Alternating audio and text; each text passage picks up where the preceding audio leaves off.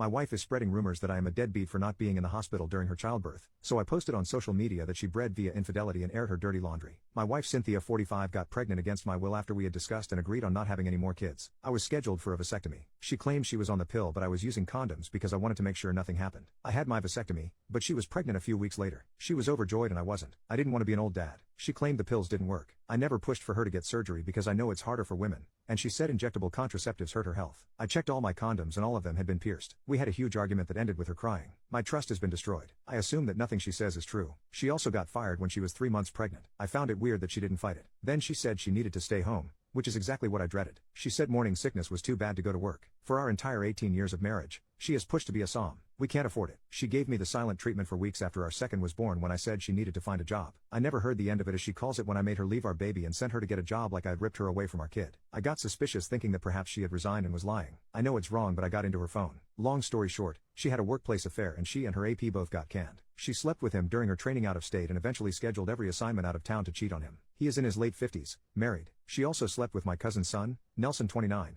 And he's a substance addict. I saw and heard messages between them. He would come to my house when I was out. I have asked the neighbor and they confirmed. My neighbor said Nelson would show up sometimes 2 days in a row when I was out. I checked my schedule and it could have been when I went to Ohio for 3 weeks. I came home on weekends, but everything seemed normal. What's worse is that Nelson calls me uncle. I let him stay over a couple of times. She also used our own kids, our 2 youngest, as leverage, promising that he could see them if he didn't pressure her, and kept his mouth shut. So she obviously put him in some type of a stepdaddy role. She told him the pregnancy was his baby. I hate him, but I think she manipulated him because he has zero relationship with his parents or his siblings, and he kept texting her about how she was like home to him. I lost it and woke her up. She tried to claim that she was SA by both men, then said she was pressured into it because they threatened her. I confronted both men. I reached out to her ex-coworker via social media, but he blocked me after a couple of exchanged messages. Nelson did get belligerent, and it could have probably ended in a real fight if I had him in front of me. The paternity test came as negative. I moved out and got a lawyer. I refused to be at the hospital during childbirth. It was a stillborn. I was shocked. Even if it wasn't mine, it felt dark and strange. I offered my kids emotional support but didn't allow her to cry to me. I had to get a court order to get a DNA test on all our kids. They are mine. A few weeks ago, people on Facebook started asking questions and attempting to call me out for not posting anything about the baby. I think she might have told someone that I wasn't present at childbirth because a couple of people came at me. We are getting a divorce, and I'm very angry that she's still trying to milk it. I told each person the truth separately, but eventually got fed up with looking like the bad guy and wrote a post saying thank you to everyone who has reached out to insult me. But the baby was not my child as per the paternity test. It had to step away from social media because of it. Her family called me,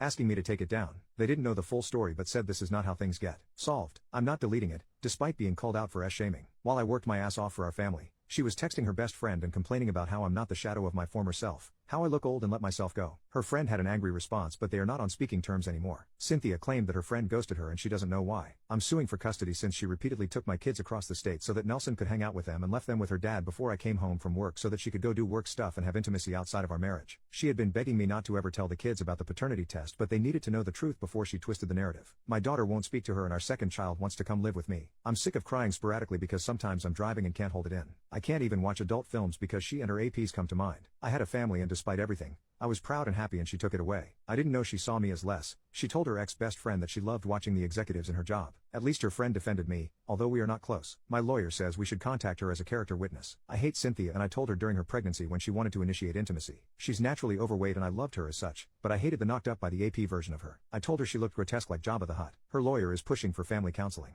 I would only agree to civil co-parenting but nothing oriented at the couple's reconciliation bullshit. She calls it a mistake, but to me, she bred via infidelity and created an entire human being and I will never forget that.